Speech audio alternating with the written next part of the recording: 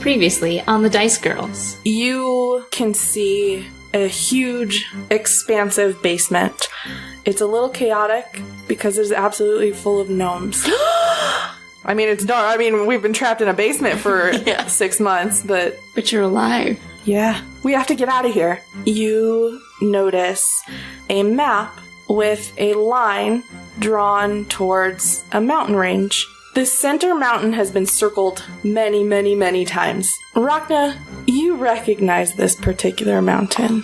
You were born in the small hidden village that lies at its base. What newfound abilities will our players gain now that they've defeated the High Priestess? What is in store for them next? And most importantly, do these gnomes ever stop partying? You're about to find out. With sugar and spice and a roll of the dice, you're listening to The Dice Girls.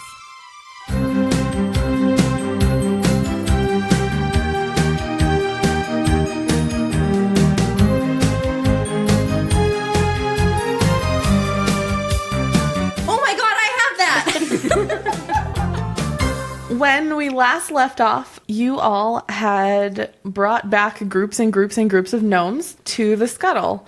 They seemed like they were gearing up to party all night long, but y'all were exhausted, so you turned in for the evening. Kai and Triggus had a very restful night's sleep. Rhakna had not as great of a night's sleep, just because she was really feeling the weight of the things that had happened to you guys and the things that you had done prior.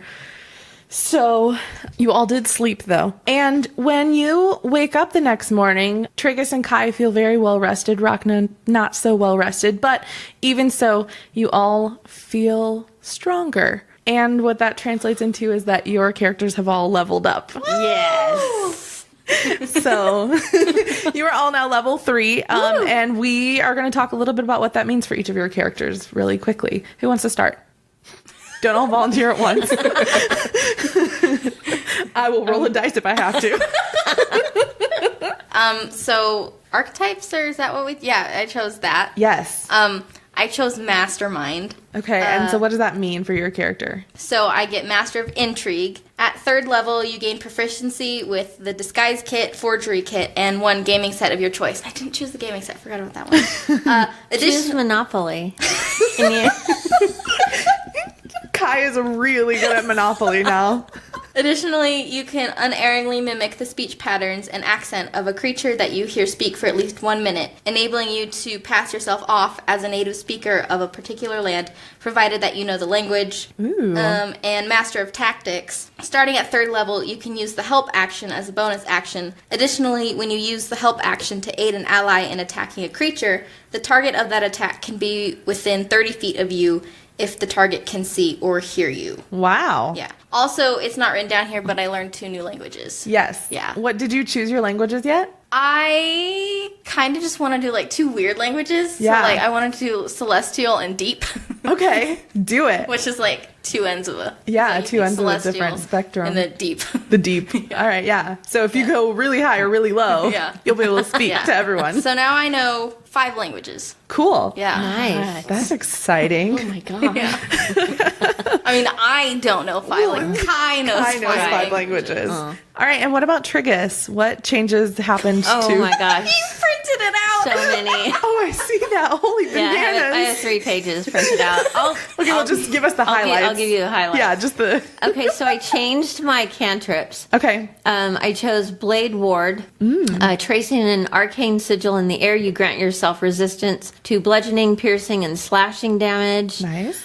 Vicious Mockery. Choose a creature you can see. If it can hear you, it must pass a wisdom save or take 1d4 psychic damage and have disadvantage on its next attack roll. Ooh.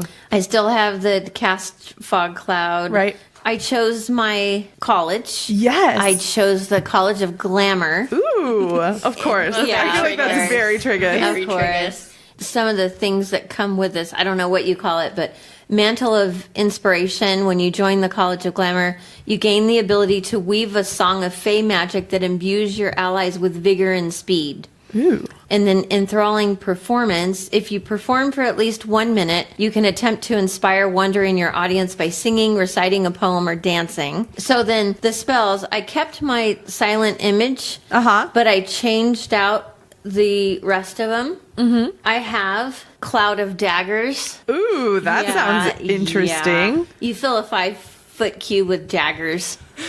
Yeah. Wow. Yeah. I have Enhance Ability. I can touch anyone, and I can choose Bear's Endurance, Bull's Strength, Cat's Grace, Eagle's Splendor, Fox's Cunning, or Owl's Wisdom.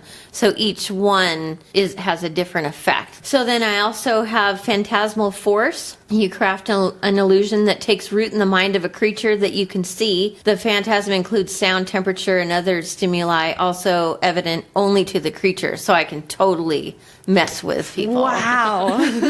Super excited. Oh no. And then I also have Locate Object. And then the last one that I'm like super, super excited about, I now have Shatter. Ooh. Yeah. What does Shatter do? Each creature in a 10-foot radius sphere must make a Constitution save. A creature takes 3d8 thunder damage on a failed save, or half as much on a success. Holy bananas. Yeah. So still damage. Yeah. No matter what. And the reason I'm so excited about this is I had already chosen Shatter. And then I'm listening to Dungeons and Blackguards. And Belleg has Shatter, and he used it on a bunch of kobolds, and it was just like... The best. It was the greatest ever. Yeah, I was in the living room, and then she was up here listening to it, and she goes, "Oh my god, I have that!" That's adorable. Yeah. I love it. I love it. So Triggus, man. I got a lot going on. You got a lot going on at level 3. Yeah. And what about Rhakna? What has changed for Rhakna? Rhakna's got a cold. Okay. That's her leveling up. She got a cold. Y'all who got abilities, she got a cold. A bummer. I'm only level 3. I got a ways to go before I hit level cap, right? I'm gonna get sick a lot. Do you have the ability to heal diseases or something, though? Actually, I'm immune to disease, so I don't know what's up. I don't know what's up. Yeah, I'm immune to disease now. So at level 3, a paladin chooses their oath. Mm-hmm. So I chose the Oath of Redemption. Oh. And thanks for your interested noises. It is very interesting to me. I love this. I love hearing how your characters are developing. It's exciting. It's like watching your babies grow, huh? Yeah, it really is. Okay, so tenets of the Oath of Redemption: peace, violence is a weapon of last resort, innocence, all people begin life in an innocent state, and then the last two are going to be real difficult for Rhakna: patience and wisdom. I was really torn on redemption, or I think it was devotion. There was another one, and honesty was a really big virtue on that one. And yeah, Becca pointed out that like 50% of what Ragna's done in this campaign has just been lying. For the greater good. So basically, while every creature can be redeemed, some are so far along the path of evil that you have no choice but to end their lives for the greater good. So I don't have to be like 100% pacifist, right? But I have to be really justified in killing someone. So now you're just gonna be swinging at people. I know you're a good person. Don't make me do this. This is gonna make our next combat very interesting. I'll axe somebody, like, you know, get off of me. In a non-lethal. Like, yeah. What's hitting them with like the flat part? I know you're good. Stop. You just like roll up a newspaper and bop them on the head with it. Oh my god! I was about to say, what is a non-lethal axe swing? Like, seriously. It's very light. Like I'll be hitting people, and then I'll just turn and look at Becca like, did I kill them? Do they still have at least 1 HP? I'm sorry. I do lay on hands. I heal them. You hit them and then heal them. Okay, so I learned 2 new spells, Sleep and Sanctuary. Sleep, it's pretty straightforward. The description on it is a little confusing, but I'll just cast it haphazardly and let Becca figure out the rest.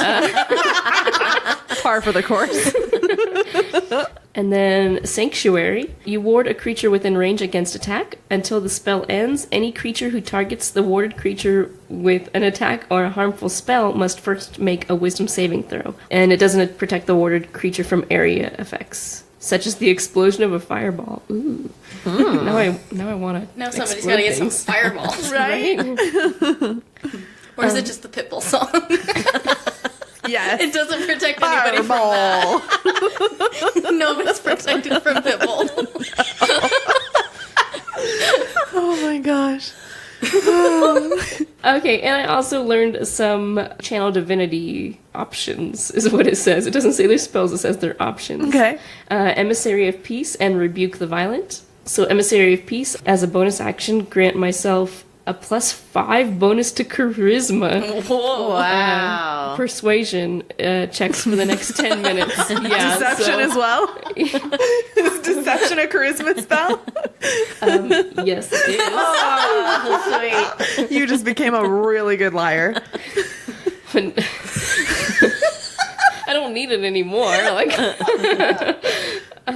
or do I? Never say never. That's all I'm going to say. I don't. Nobody's making you lie. You're just always the first one to speak up when someone questions y'all. Well, I get nervous when everyone's all quiet. Like we have to do. Like, I just imagine, a scary, important dude that we're supposed to trick, and we're all just sitting there silently staring at him. Like, And she has to speak before Triggus can even open his mouth. Yes. So she's got to get in there like right exactly. away. That's yeah. fair. So That's I just fair. kind of blunder my way through that. My last channel divinity option is Rebuke the Violent. You can use your channel divinity to rebuke those who use violence. Just kidding, there's more. That's mechanically descriptive. What am I going to do with that? I rebuke you. Immediately after an attacker within 30 feet of you deals damage with an attack against a creature other than you, you can use your reaction to force the attacker to make a wisdom saving throw. So on a failed save, the attacker takes radiant damage equal to the damage it just dealt, and on a successful save, it takes half as much damage. Holy bananas. Yay. You guys are getting more powerful. I'm going to have to... Yeah. No. You don't have to. I think I might. No. We should not have told her, you guys. You're like secretly leveling up behind the DM's back. I don't know how that would work. It's like, wait, when did you get that ability? Right, yeah. What did you do with None that of your spell? business. You don't need to know. Yeah. This is on a need to know basis. We create a group chat that's just us and just minus you. Guys, we're leveling up. I saw someone's Twitter, or maybe it was a message on Discord, and they were like, my players have created a group chat so that they can plot against me behind my back. And I was like, Hey, that's a great idea. no! No, you can do that if you want. Okay. If you want to plot against me, I think it would be pretty fun. Yeah. It would make things really interesting. Exactly. But yeah, I was So like, you walk over. No, I don't. no, I I'm didn't. sitting here. That's right. I mean, technically, that'd be up to you. I can't tell you what I can't make those character decisions for you. If you decide that you're over this adventure and you just want to spend the rest of the time sitting in a chair in the scuttle playing with Wimble, I can't do anything about it. And they all live happily ever after. That part wouldn't happen. Yeah.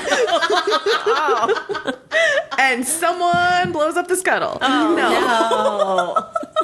So yeah, there are totally things I could do, Oh, but That sounded like a threat. you have character choices. You can choose what you do.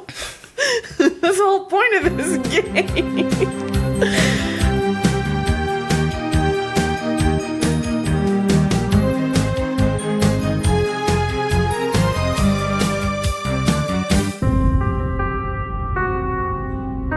An invitation to the meeting of the worthy came to each of them mysteriously, an opportunity to join the heroes' games.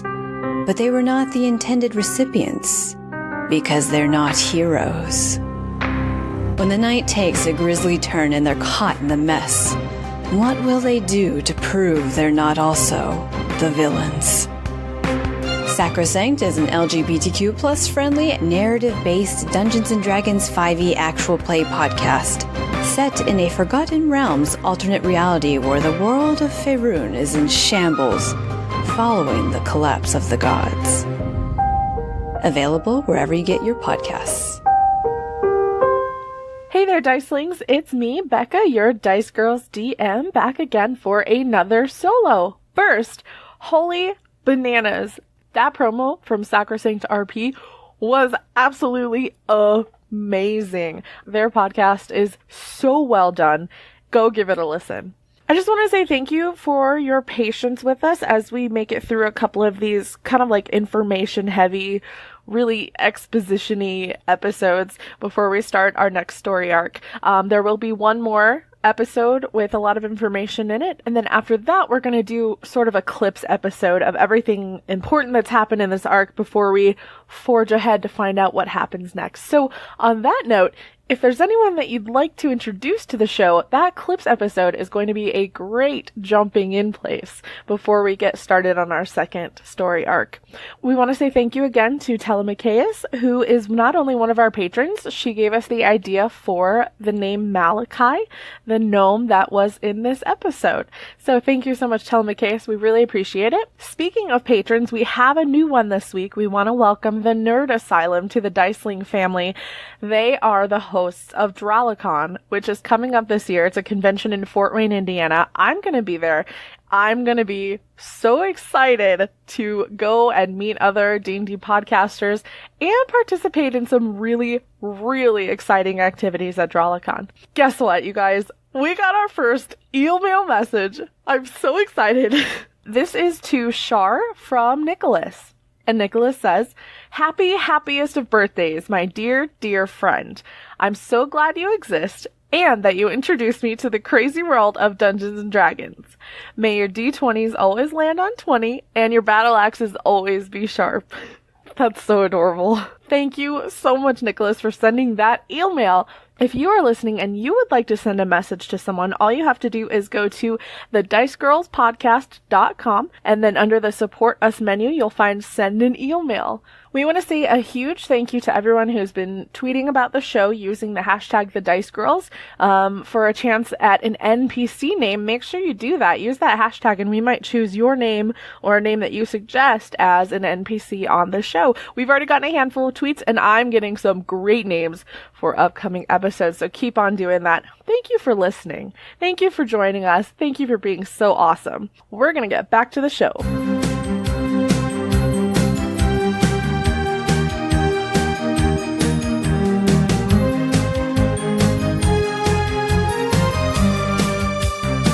So back to our game. So yeah, you have all woken up and you have all leveled up. You feel stronger. You have some more abilities. It feels pretty awesome, I would imagine. Yes, it does. Yeah. I feel taller. And Triggus grows an inch. No. Do I? No. Can I? Sorry. Please. Time we level up, Triggus grows an inch. Soon he'll be taller than Rhakna. Right? That'd be crazy. That would be hilarious.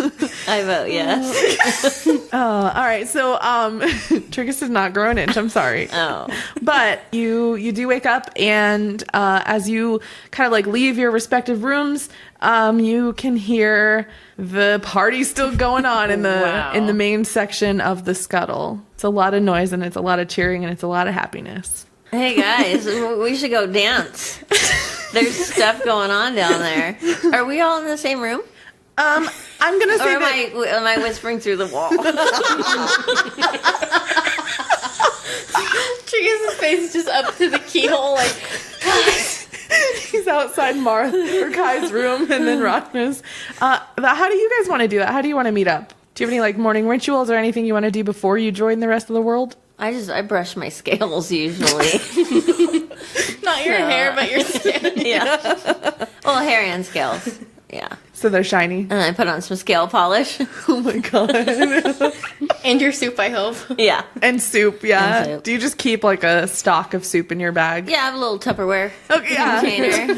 Medieval Tupperware. Yeah. Totally. Yeah, so I think I'd jump up and start knocking on their doors. Who you go to first? Who's next to me? Whoever wants to be.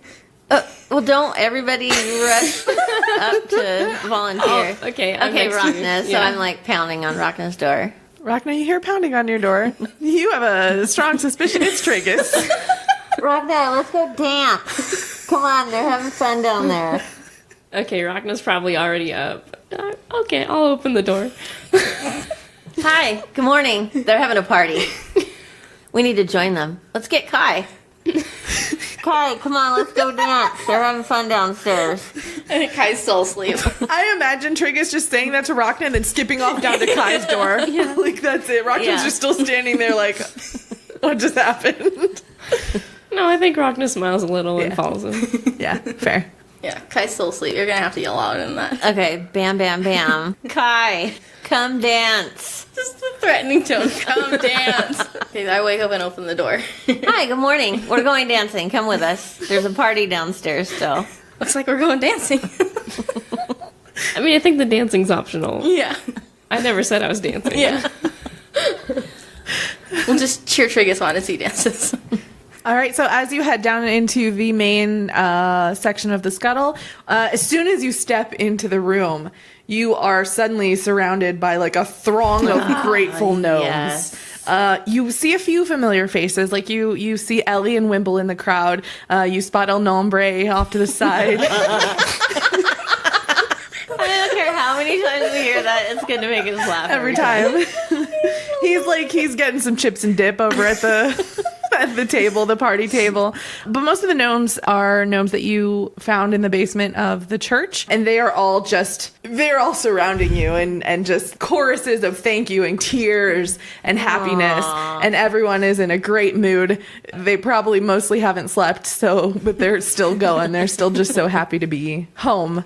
And so they're all very grateful for you. One of the gnomes steps to the front of the crowd. He comes up and he's wearing glasses and he pushes his glasses up his face and he vigorously shakes Rhakna's hand and introduces himself. I'm Malachi. What's your name? Hi, I'm Rhakna. Rhakna, thank you so much for rescuing us. And he goes and shakes Triggus' hand. He's just he's so excited to meet you guys. Hello, I am Triggus Garganath. Triggus Garganath, I'm Malachi. You rescued me. Thank you. Oh, you're welcome. I think that was just Kim.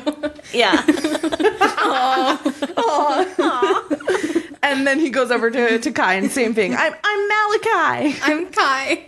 Kai, our names sound real similar, don't they? They rhyme. I love it. I think you're my new favorite. Thank you for rescuing me and all my friends. We're so grateful for all of you. We really appreciate it. We're glad we could help the little people.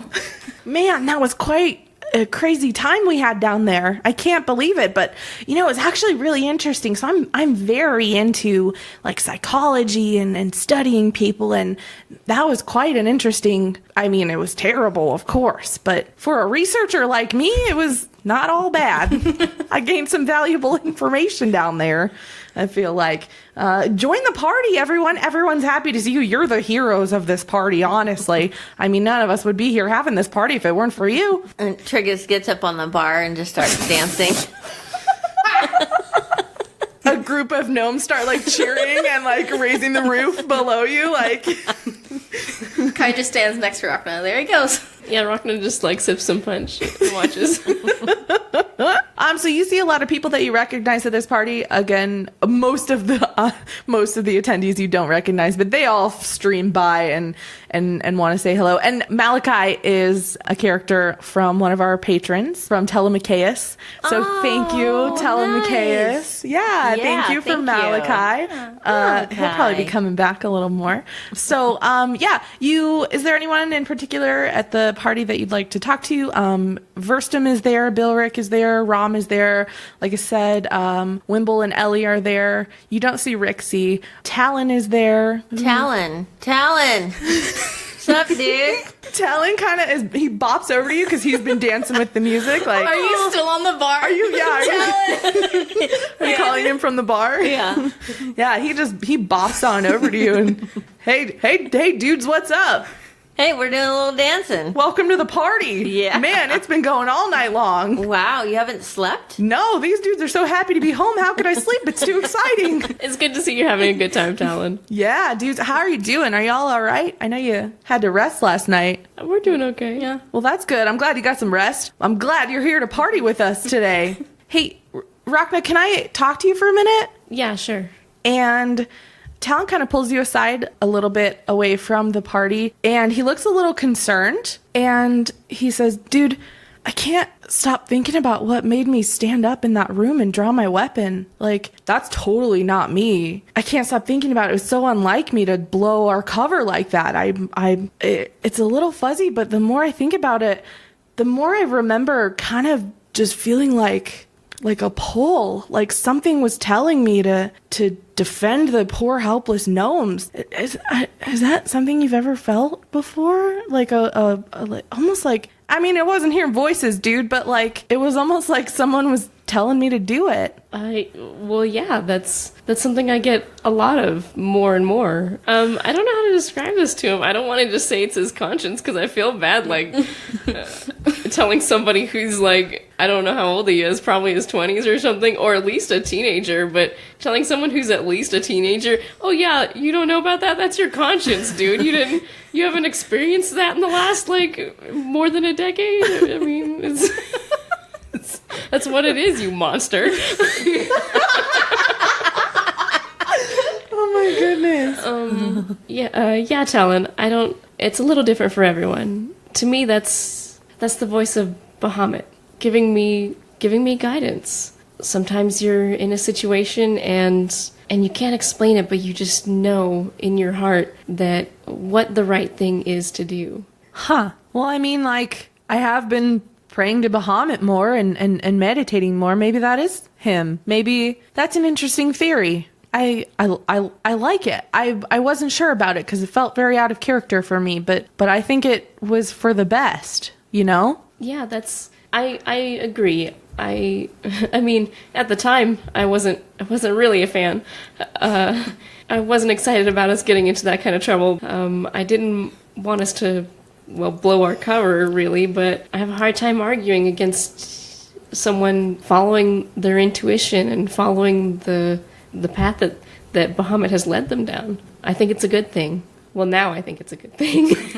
Huh. So you think I should keep on following this Bahamut dude? Just be careful. I struggle sometimes keeping my emotions in check. And it's not always easy to tell what's a message and what's just your emotions getting the better of you. Just listen.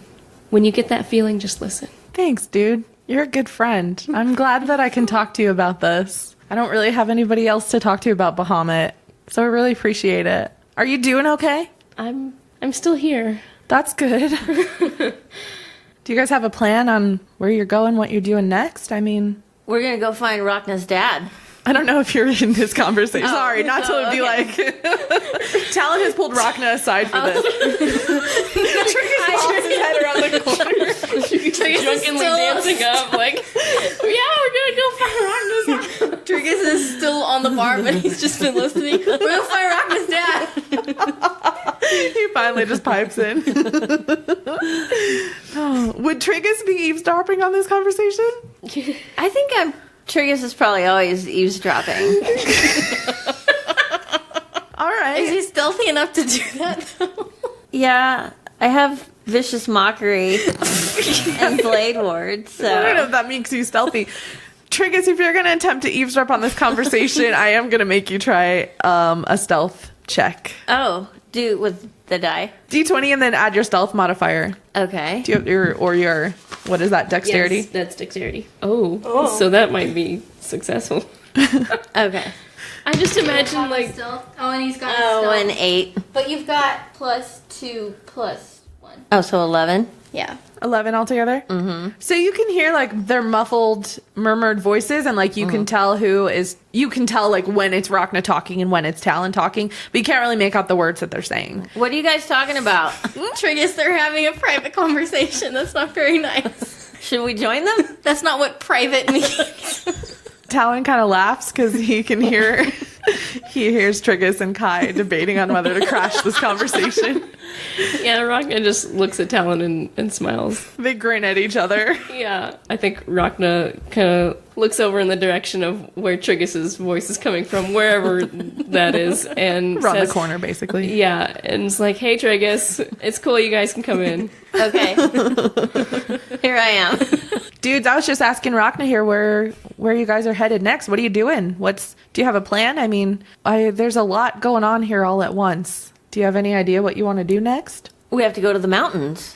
I don't know what's there. I mean, I don't know what we're going to find. I don't know what has to do with any of this, but I mean, we have to. Yeah, dude, it seems like there's some important... I mean, Sadie thought something was there, right? She had it all circled and stuff on her map.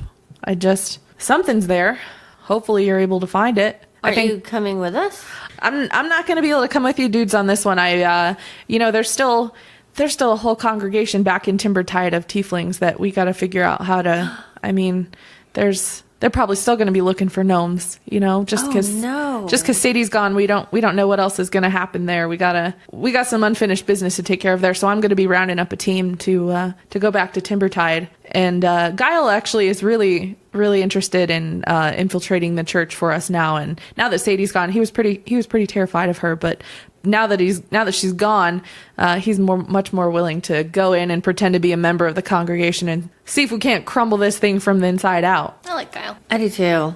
That's amazing, Talon. He's a good dude. He's a really good dude. So that's what I'm going to be doing. I won't be able to come with you guys when you head to that town. Well, speaking of which, I better go start rounding up my team. So we've been partying hard, but we need to get back to business because there's definitely some things to be taken care of there. Yeah, you might want to sleep first. I might do that. That's not a bad idea, dude. I might go catch some Z's and then round up my party and get it going to Timbertide. You guys enjoy the rest of the party. Yeah. And Talon heads. Oh, I already miss him. Oh, that's precious. Yeah, but he leaves. You feel sad, but yeah, he's gone. He's gone. Talon and Rhakna bro hug before he leaves. Oh, yeah, they totally do. You're right. Yeah.